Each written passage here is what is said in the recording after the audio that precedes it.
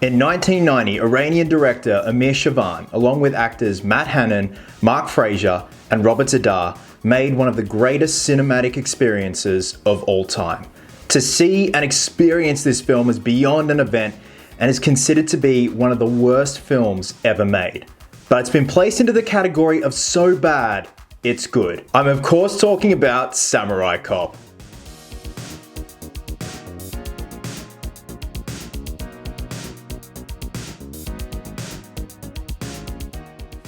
What's happening, my fellow cops and copettes? Welcome to a brand new segment on my channel called Retro Reviews, and we're kicking off the first installment with the one and only Samurai Cop. Now, first and foremost, I want to give a massive shout out to the YouTube channel Fanboy Flicks, Red Letter Media, and Chris Stuckmann for your inspiration and giving me the idea to do this, because I am a massive fan of this film. It has been an experience for me every time I watch it, and I just wanted to do a sort of retro review and satire and look back on this beautiful piece of film celluloid. So with that being said, pull up a chair, grab your katanas. It means Japanese sword. Grab yourselves a drink, because we're about to delve into the world of Samurai Cop. Okay, so first and foremost, let's talk about the intro music. Everyone relates this music to a late early 90s Sega, Nintendo game. Like, it just has that 8-bit quality to it. And don't get me wrong, it's absolutely beautiful and it just fits the bill for something like this film perfectly. So the composer of the film was Alan Demerta-Rosan, and I hope I did not butcher that, but my thought is,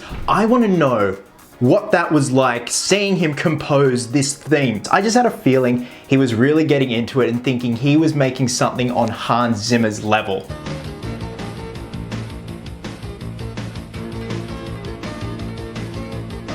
Now, the transition from opening credits to the very first shot of the film, in my humble opinion, is some of the most seamless editing I have ever seen. We are not an established gang yet. Gorgeous. So this is the Katana Gang, and if there is a plot for Samurai Cop, from what I can gather, the Katana Gang wants to take over the cocaine trade in LA, so they're going about with all other gangs to saying, hey, we are gonna infiltrate and we're the head honchos now in terms of the cocaine trade. This gang is the goofiest gang ever, and the goons that reside within this gang are beautiful. You've got your leather skinned goon here, you've got your leather jacket goon, you've got your roof goon, you've got your mullet goon. They're the real unsung heroes of the film. So one thing you'll notice, this entire film is shot during the day because director Amir Shavan did not have enough money for lights. He couldn't shoot at night. So you'll notice the whole thing is shot during the day during a very, very hot summer in LA of 1990/1991 when the reshoots happened. At several points throughout the film, you can see actor Robert Zadar and Mark Fraser absolutely sweltering in the conditions of a hot LA summer. Here comes the boss. Yeah, thanks lady, I kind of gathered that. This is the boss of the Katana Gang, Fujiyama. Fun fact, actor Cranston Komuro, who plays Fujiyama, was in housing policy before he even got the role of Fujiyama, let alone acted in a film. And it shows. Yeah.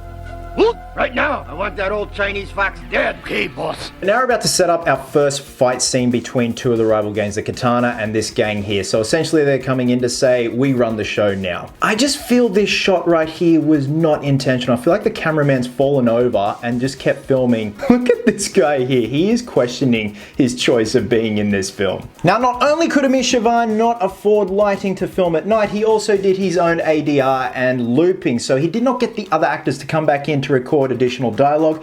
He did it all himself, and here is a prime example. In no way we go under Fujiyama's flag. Pretty seamless, huh? So a fight breaks out, and honestly, it looks like me and my mates filming our little Matrix movie that we made when we were 13 years old in terms of fight choreography. And now for the greatest intro to the most dynamic duo in all of cinematic history. Not only do we have some more horrible ADR. Yeah, cocaine. Yeah, cocaine. But actor Matt Hannon is wearing a wig because this footage is part of the reshoots. Mark Fraser, who plays Frank in the film, is a tall guy. Now look at the way he's seated in the car next to Matt Hannon. He looks like he's barely fitting in here. He's like a clown car. Anyway, Joe and Frank are going to track down some guys and a high pursuit chase ensues. But before that, we've got to have a bit of flirting going on here with one of the female cops and Joe. Okay, Joe, keep it up. Oh, it's up and ready. You just keep it warm. It's warm and ready. I love Matt Hannon's little wink. I don't know if he's winking at Frank or the camera guy. Clearly they are filming this on the ground. I love after this exchange happens and the music ramps up and it just gets you vibing, gets you in the mood, it gets you like... So after they corner the van, it catches on fire, the driver runs out and they put him out, and it's clearly a stuntman. It's no longer the guy that was originally driving the van. The guy has changed altogether. It's a stunt guy and he looks very worried because actors Matt Hannon and Mark Fraser had to put him out literally 5 minutes before they filmed. Amir Sivan came up to him and said, oh, by the way, you guys are putting the stunt guy out when we light him on fire. You're gonna put a blanket over him. So their reactions are genuine. They are shitting themselves. They've never done anything like this before. You got it. I'll see you back at your place. She can't hear you, dude. So Joe and Frank stop the druggies and Joe helps himself to a bit of cop nookie. So the sex scenes in this film go on for an absurd amount of time, as if the director just held on it for so long, knowing full well that he should have cut a long time ago. I'm okay with it. The boss is coming.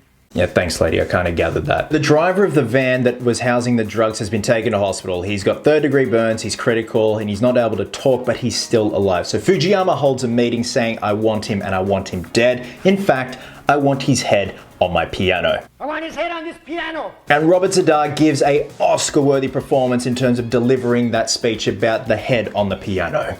I will bring you his head and I will place it on your piano. Apparently the character of Joe Samurai has been trained by ninjas and samurais and comes from San Francisco to LA, and it clearly shows, like, the guy is so well cultured in terms of the Japanese culture, as you can see right here. So anyway, you get on the phone and you tell me that these, what's his name, Omaha, Yamaha, whatever his name is, right? I'm really buying into his character, I love it. Joe and Frank go to check on the van driver to see how he's doing, and apparently he can't talk. But before we get to that scene, let's just talk about the brilliant acting that is this security cop right here. What's going on, Steve? Not much, sir. Not much, sir. Where are you looking, dude? What is going on? So the way Samurai Cop got famous was this initial clip here surfaced on the YouTubes, and it went viral, and eventually the film surfaced as a whole. Now, the exchange between Joe and the nurse here is brilliant. It's some of the wackiest dialogue I've ever seen. Here you go. Do you like what you see?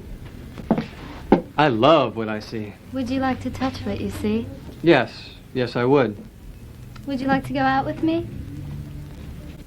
Uh-huh. Yes, I would. Would you like to fuck me? Bingo. Now that's all well and good, but who I think is a scene stealer here?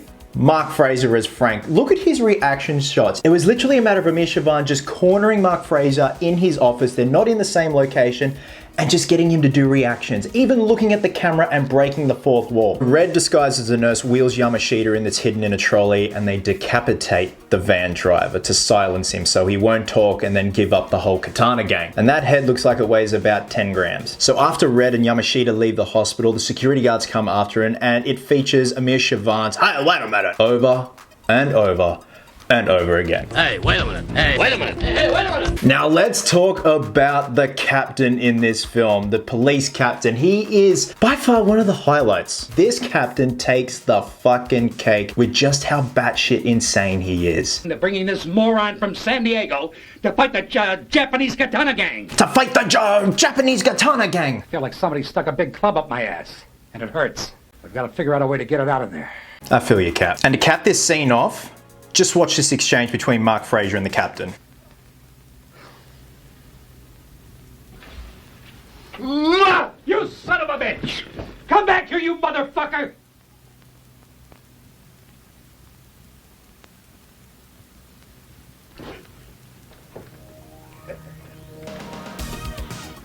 It's like as if Amir Sivan hadn't yelled cut, and the actor that's playing the captain just goes with it and then just pretends to fall asleep. Joe and Frank go to confront the Katana gang at a local restaurant, and hilarity absolutely ensues with this monologue that is just beautifully delivered by actor Matt Hannon. Now I'm telling these son of a bitches that we respect the Japanese of this country who are honest businessmen. And yeah, this is the land of opportunity for legitimate business, not for death merchants who distribute drugs to our children through schools and on the streets. Now I'm telling these motherfuckers that if they continue killing our children to make their precious millions that they deposit in their secret Swiss bank accounts, counselor, before your lawsuit even gets off the court clerk's desk. According to Matt Hannon in an interview he did with Red Letter Media back in 2014, by this point he was completely over filming Samurai Cop.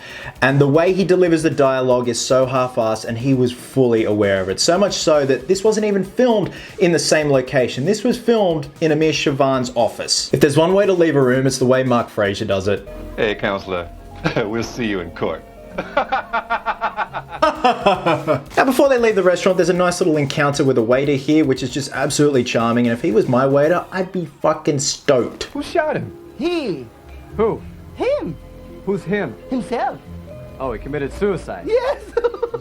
I feel like this guy's just getting his 15 minutes of fame right here, and it's just him improvising, and he's just so proud of it. And I hope he is, because it's a highlight of the film. Yet again, another firefight breaks out in the car park when Joe and Frank leave the restaurant, involving Yamashita and a lot of disposable goons. Seriously, it's like he's just fucking rolling them out one by one. So I'm trying to figure out how they did certain effects in this fight. So I reckon for bullet hits, they hit the actors with, I wouldn't even call them actors, I reckon he just hit them with paintball guns. You can see right here, that looks like this guy, this poor guy is being hit in the torso with paintballs. As for sparks against the car, I reckon they got an angle grinder and were grinding some metal, and those sparks were hitting the car. I love this guy's stunt. He's just like, whee! And who doesn't love a casual chopped off arm? Captain Roman's gonna burn my ass. Yeah, he's gonna burn it. Charcoal black. It is black. Right on. Jesus Christ.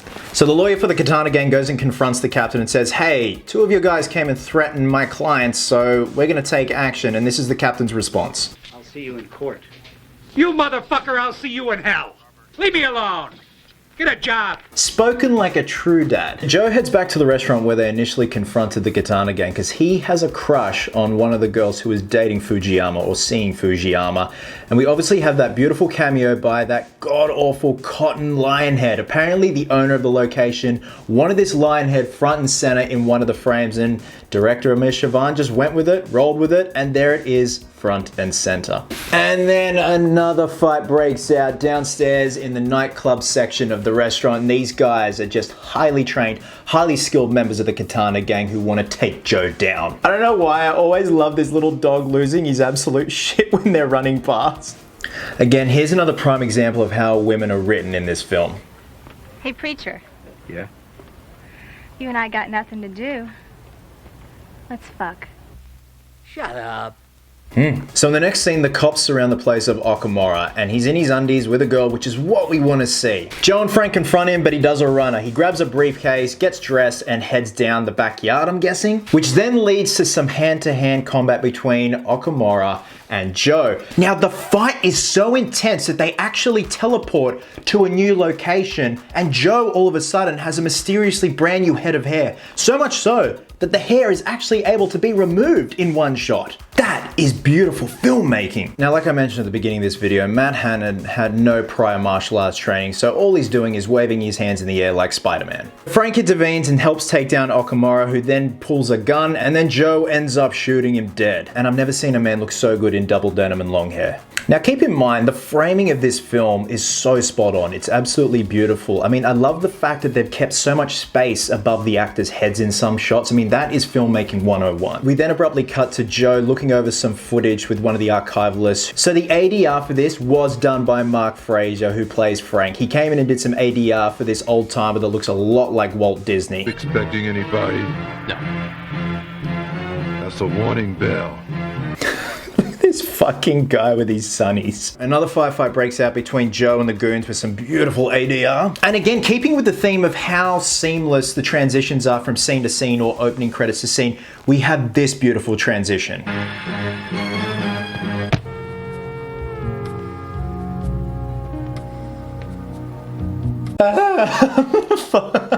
Red and Yamashita are about to make love when he gets a call from the boss and he's got to go in. Meanwhile, we've got Joe on the other side of town stalking the shit out of the young lady that has been hanging out with Fujiyama. I love this goon. He is so goon. God damn, man. The LAPD must pay pretty well. This exchange between Joe and Jennifer, I feel, was just improvised, and they thought they were making cinematic gold, but it's just creepy. And she has farm animals. And what I did was I jumped the fence I stole one of her chickens and then killed it. Great. Because I really wanted to impress you. Fujiyama calls the rest of his gang in to have a meeting. So essentially they're going to go after Joe's work colleagues to try and find him and track him down and kill him. So that means going after Frank and other members of the force. Two of the goons go to Frank's house and Frank comes out of the shower and realizes, oh dear, I am screwed. When they threaten Frank, they threaten him in the most racially inappropriate way I've ever seen. Take a look. Hey, take it easy, man. Come on. Talk to me. What do you want? I can kill you now, or I can relieve you of this gift. This black gift. Oh my god, man. Blacks, dude. We get it. So Frank ends up overpowering them and realizes he's got to find Joe ASAP because his life is in danger, much like his just was. Yamashita and more goons then confront Peggy at her place, and I'm gonna say this torture scene was pretty full on, even though they don't show a lot. You know what's going on. He then proceeds to pour boiling hot oil on her stomach, and man, that is intense. For a film that is so goofy, this is one of the more serious scenes. Again, keeping with the theme of how beautiful and seamless the transitions are, we go from a scene that's so serious and full on and quite frankly, life-threatening, to this. Happy birthday to you. Happy birthday to you. I'm not gonna lie, if my girlfriend organized for Matt Hannon to come out like that and sing happy birthday to me, I'd be okay with it. Well, you can't have a birthday without a cake. Thank you. You're welcome. Could you be any more fucking creepy, dude? You're welcome. They then proceed to make love with a sex scene that goes on for far too fucking long, but we gotta get to the climax of this film because shit is about to go down between Joe, Frank, and the Katana Gang. Joe and Jennifer escape while Yamashita and some of the goons have surrounded the place. Joe meets Frank back at the station where the captain essentially says to them to go absolute apeshit on the Katana Gang. He doesn't care anymore, he wants blood. Perfectly demonstrated with misplaced music cues. I want you to kill him, and I want you to kill every one of his men. I want you to turn his house into a bloodbath. Did I also mention that this film has one of the greatest dad jokes of all time? Why did you come under? I'm an undercover cop. That happened. That's a thing. So Joe and Frank head to the compound of the Katana Gang and they start taking out the goons left, right, and center. We've got our tree goons here, including one of the greatest death scenes from Tree Goon number 3.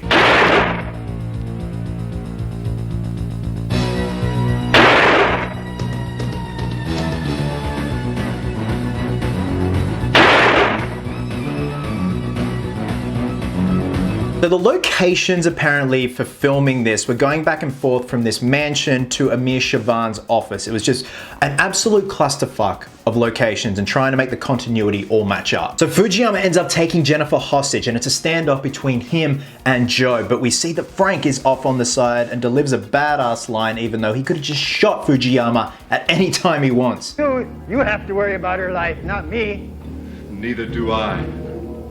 After a back and forth with the standoff, Fujiyama then proceeds to shoot Frank. Frank then gets back up and shoots Fujiyama dead, and we find out that Frank was wearing a bulletproof vest, revealing it like a total badass. Put on a bulletproof vest, man. Even though they've taken down Fujiyama, Joe still has to take down Yamashita. He's still out there on the property, and this ends up with a fight one-on-one with a katana in hand with both men. Now, Matt Hannon said that they cranked down the camera to make the sword play seem a lot more faster and a lot more agile. And again, Matt Hannon had no weapons training. I'm pretty sure Robert Zadar did, especially with previous films that he's done that are very similar to Samurai Cop, but Matt Hannon had no idea what he was doing. And you know what? Given the fact that it was very improvised, it kind of works, but it's also goofy as fuck. Joe ends up overpowering and taking down Yamashita, even though he's not dead. Yamashita then proceeds to take his own life because honor and samurai, I guess? With some great ADR thrown in.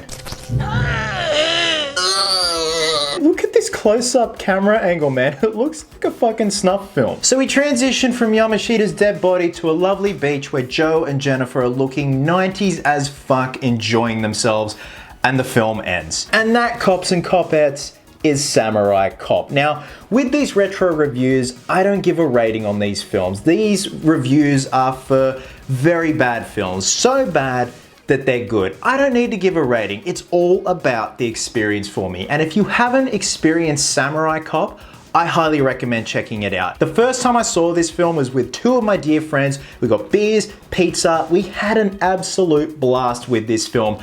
Much in the vein of The Room, Troll 2, hell, even Batman and Robin. It's just a damn good time. Amir Shavan set out to make something very similar to Lethal Weapon. I mean, take a look at the aesthetic of Joe and Frank. That is Mel Gibson and Danny Glover in a nutshell. So guys, I hope you enjoyed my little recap review and a look back and just a bit of satire on the film that is Samurai Cop. There was a sequel, Samurai Cop 2 Deadly Vengeance. It is a pretty fun time and it actually features Tommy Wiseau, but nothing will ever beat the original. Guys, wherever you are in the world, have yourselves an absolute cracker of a day. I hope you're well, hope you're happy. Be merry, be silly. And until next time, cops and copheads, please always remember, cosplayers do it best. Joe, what does katana mean again? It means Japanese sword. Thanks, man.